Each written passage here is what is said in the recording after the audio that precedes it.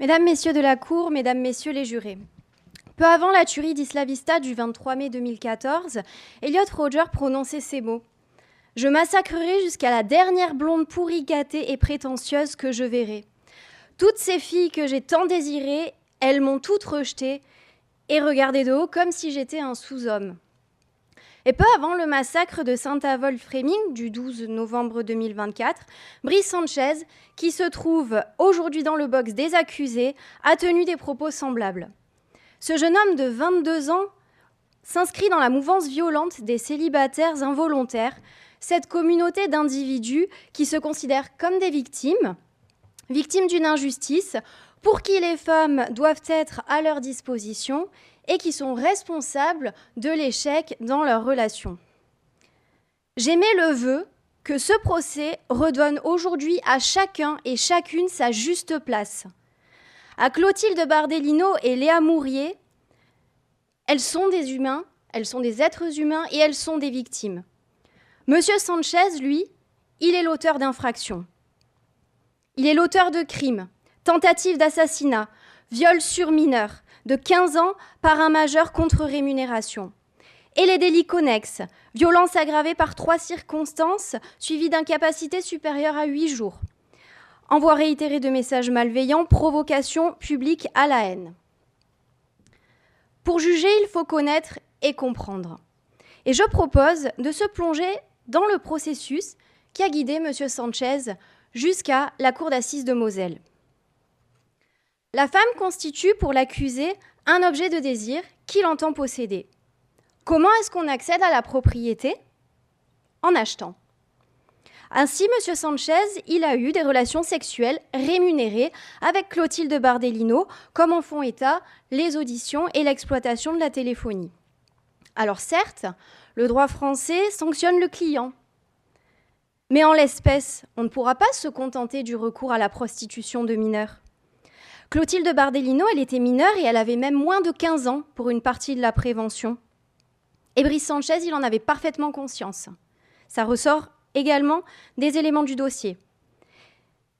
Il n'est pas possible de considérer qu'il y avait un quelconque consentement libre et éclairé à ces actes de nature sexuelle compte tenu de l'âge de Clotilde Bardellino et compte tenu de la rémunération qui conditionnait les relations sexuelles qu'ils avaient. Clotilde Bardellino, elle a été victime de viol aggravé. Acheter et consommer, ça ne suffit pas à M. Sanchez. Il en veut plus, mais il ne peut pas puisqu'il se heurte au refus de Clotilde Bardellino par rapport à ses avances. Alors il insiste, en lui envoyant à l'aide de son téléphone des dizaines de messages d'insultes, à tout moment troublant la tranquillité de l'adolescente. Là encore, l'exploitation de la téléphonie en témoigne. Et ça ne fonctionne toujours pas. Rappelez-vous, les femmes sont perçues par l'accusé comme des objets, mais aussi comme des coupables. Coupables du mal-être des hommes. Un coupable, on le sanctionne.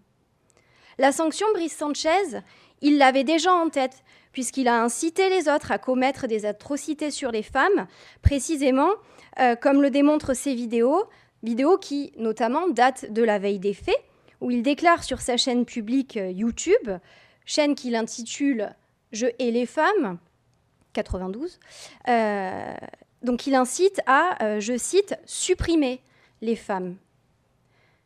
Mais Brice Sanchez, ce n'est pas qu'un guerrier du clavier, comme les masculinistes peuvent se qualifier.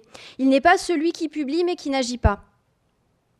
Il a eu un véritable projet mortifère et il l'a concrétisé. Brice Sanchez, il retrouve Clotilde Bardellino et après une relation sexuelle monnayée, il lui assène, le 12 novembre 2024, plusieurs coups de couteau, notamment au niveau du thorax. On m'opposera sans doute les violences volontaires aggravées.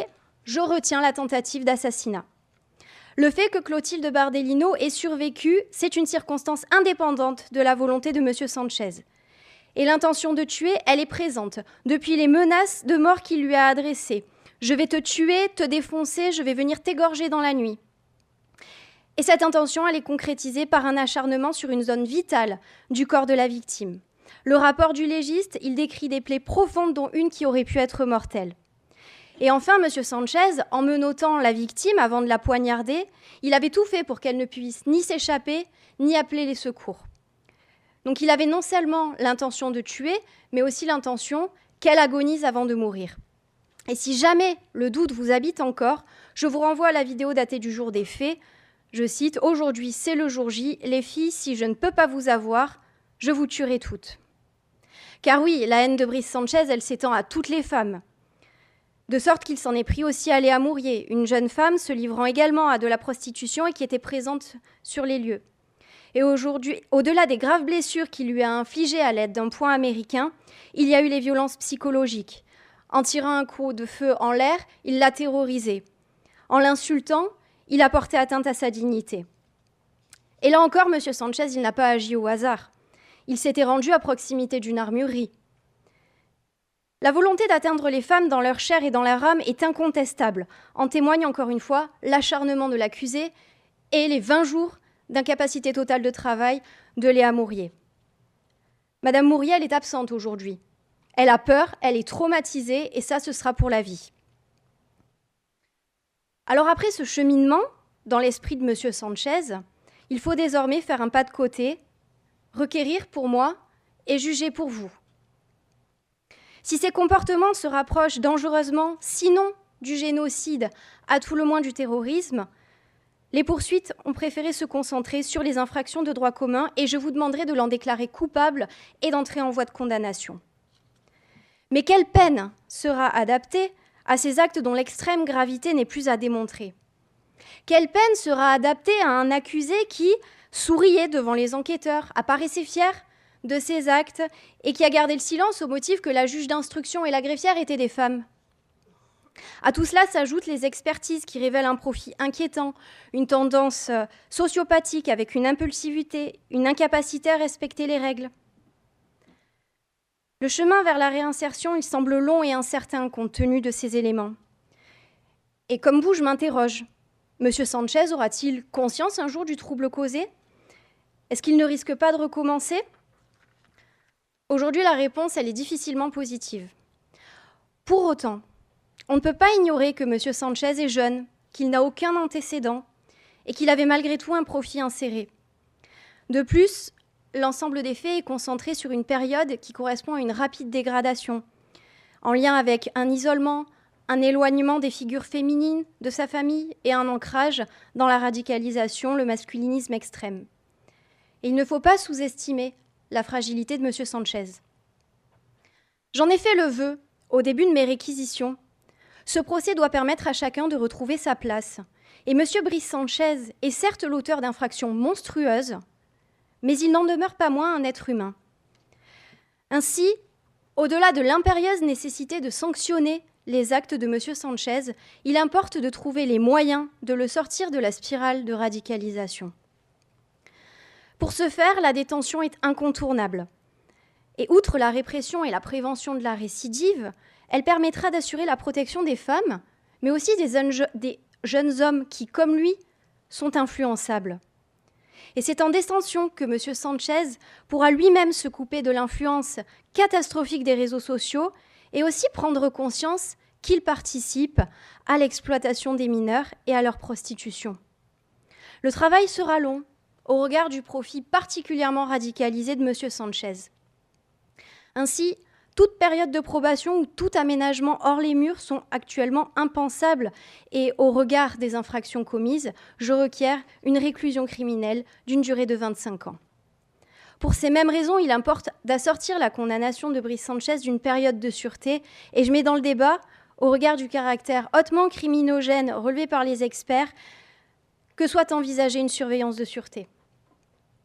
Enfin, afin d'assurer une surveillance et une assistance de Brice Sanchez, il conviendra de prononcer un suivi socio-judiciaire à titre de peine complémentaire pour une durée de 10 ans, avec l'obligation de suivre des soins, lesquels le conduiront à entamer, je l'espère, un processus d'empathie à l'égard des victimes.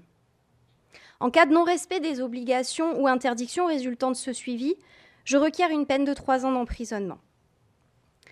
S'agissant des peines complémentaires obligatoires, si elles ne sont pas automatiques, leur prononcé est non négociable. Interdiction pendant 15 ans de détenir ou porter une arme. L'interdiction définitive d'exercer une activité en contact avec un mineur. Et cette peine complémentaire obligatoire, elle est d'autant plus adéquate que Brice Sanchez était maître nageur. Privation pendant 1 an du droit d'éligibilité.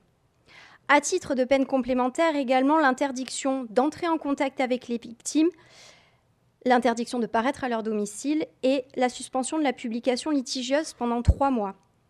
Vous constaterez également l'inscription au FIGES.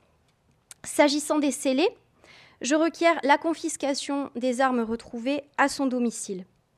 Et concernant le matériel informatique et vidéo, je peux vous annoncer qu'il a pu être affecté en amont à France Victimes Moselle parce que les avancées technologiques, elles ne doivent pas contribuer à asservir et à détruire autrui, mais à œuvrer pour le vivre ensemble.